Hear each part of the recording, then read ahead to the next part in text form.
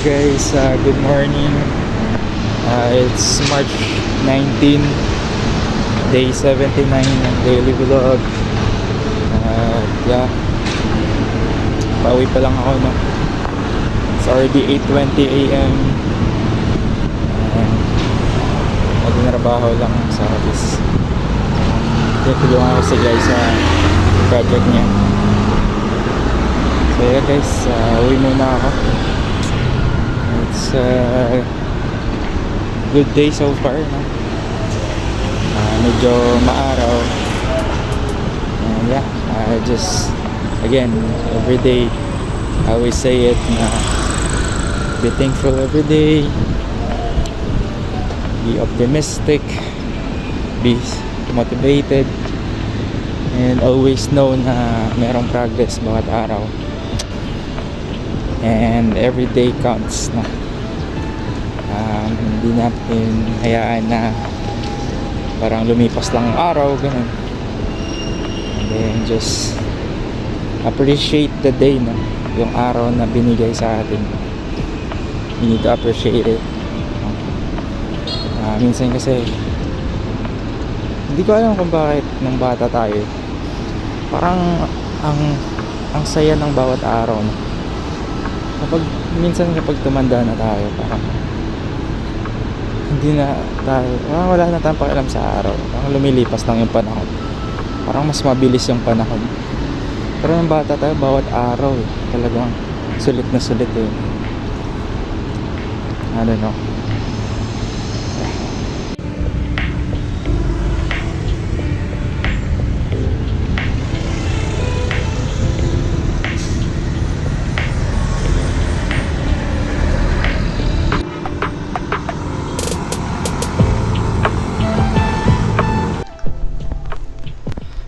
Hello guys, dito na sa bahay. Kakarating lang. Naglakad lang ako, no?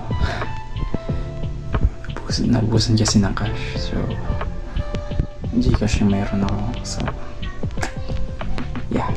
Naglakad lang ako. Ano siya, no? Mga 30 minutes na lakad, I think. So, yeah, pahinga muna ako.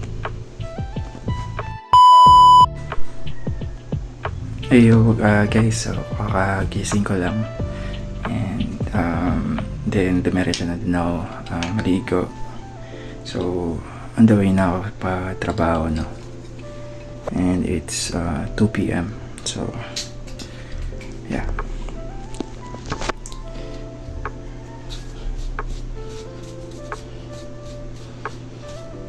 So yeah, sipag lang talaga araw-araw, no? And all about consistency, no? So yeah.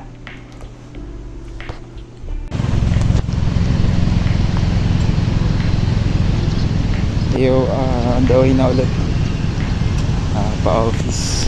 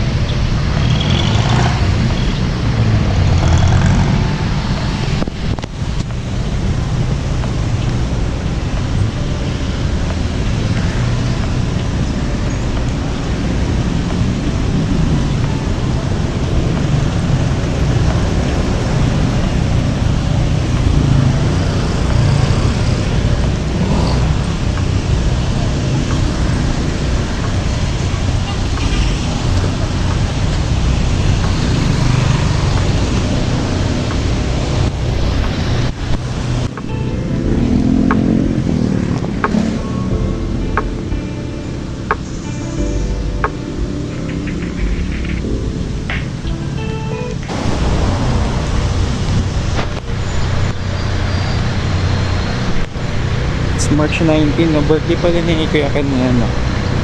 So yeah, happy birthday Kuya Ken. Sa Amerika.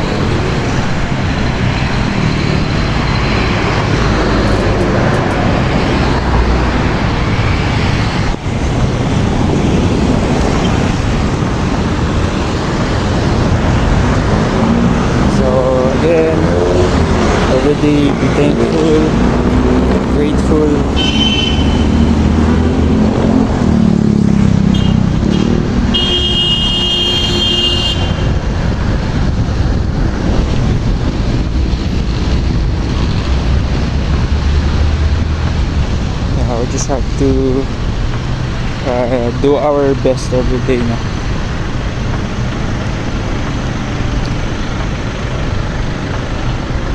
So yeah, make every day counts. Make every day counts.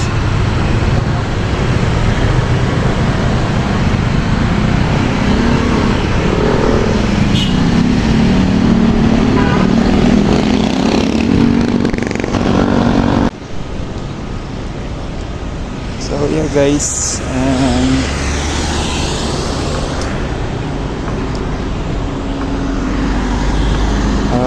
yung purpose na ulit ng daily vlog is makita yung struggle everyday na hindi lang struggle lahat ng pangyayari, like well actually hindi totally lahat, like kahit yung mga ups and downs na may times na may times na talagang masaya, may times na malungkot, may times na ganito na parang blanco, hindi naman totally blanco, parang stable lang, parang hindi ka masaya, hindi ka malungkot, parang lang, parang just present. So yeah, yun, araw-araw kailangan talaga i-value yung oras na yun yung mahalaga.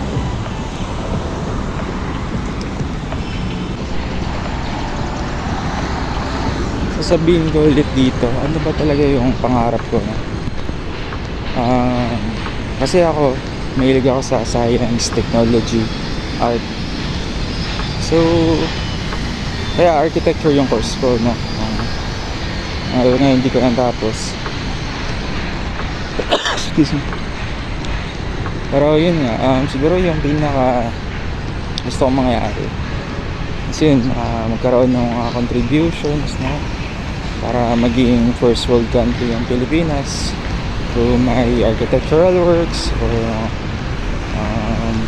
in my own influence, no? Yun, makapag-create din ng parang space agency, or space company, para first Filipino owned space agency.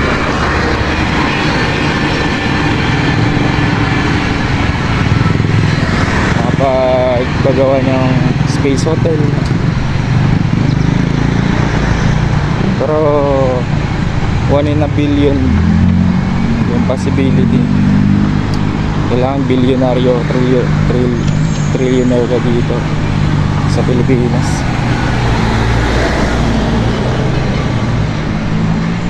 Yan, basta maybe advancing the economy of the Philippines.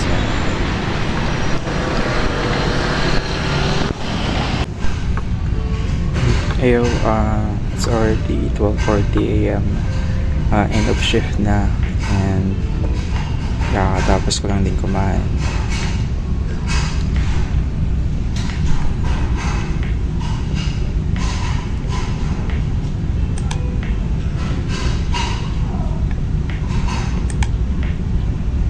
So yeah, it's been a normal day, no? Okay lang din, chill lang yung shift.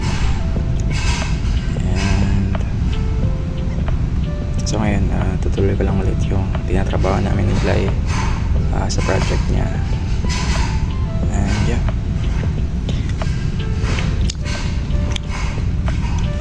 So kanina, I have thoughts of parang what if sa America ako tatrabaho.